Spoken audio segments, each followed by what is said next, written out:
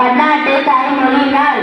இந்நாள் பல்வேறு சமூகங்களிலும் மொழிகளையும் அதன் தனித்தன்மையையும் பாதுகாக்கவும் கொண்டாடப்படுகிறது. 1999ஆம் ஆண்டு முதல் யுனெஸ்கோ இந்நாள் பன்னாட்டு தாய்மொழி நாளாக அறிவித்தது. 2000 ஆண்டு முதல் உலகம் முழுவதும் கொண்டாடப்பட்டு வருகிறது. பிப்ரவரி 21 தேர்ந்தெடுத்த காரணம் என்ன?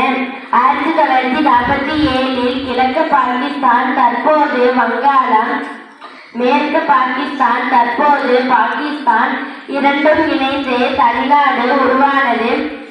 கிழக்கு பாகிஸ்தானான வங்காளத்தில் வங்காள மொழி அதிக அளவில் பேசப்பட்டாலும் உருது மொழி தேசிய மொழியாக அறிவிக்கப்பட்டது.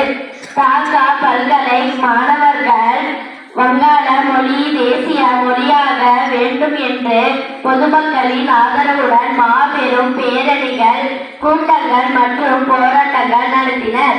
1952 பிப்ரவரி 21 காவல்துறையினர் நடத்திய துப்பாக்கி சூட்டில் 5 மாணவர்கள் கொல்லப்பட்டனர். சாகிதமுனார் என்றும் நினைவிடம் அமைக்கப்பட்டு தாய்மொழிக்காக உயிரிழந்த இந்நாளை பன்னாட்டு தாய்மொழி தினமாக பின்னர் அறிவிக்கப்பட்டது. வங்காள தேச மக்கள் இந்நாளை ஓர் துயரமான நாளாகவே கொண்டாடி வருகின்றனர். மேலும் இந்நாள் தேசிய விடுமுறை நாள்.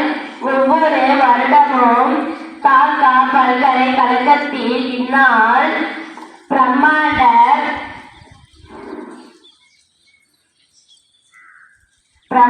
புத்தக கண்காட்சி நடைபெறுகிறது. அதில் பல்வேறு மொழிகளின் புத்தகங்கள் இடம்பெற்றாலும் தாய்மொழி முன்னிறுத்தப்படுகிறது. தாய்மொழியை போற்றுவோம்.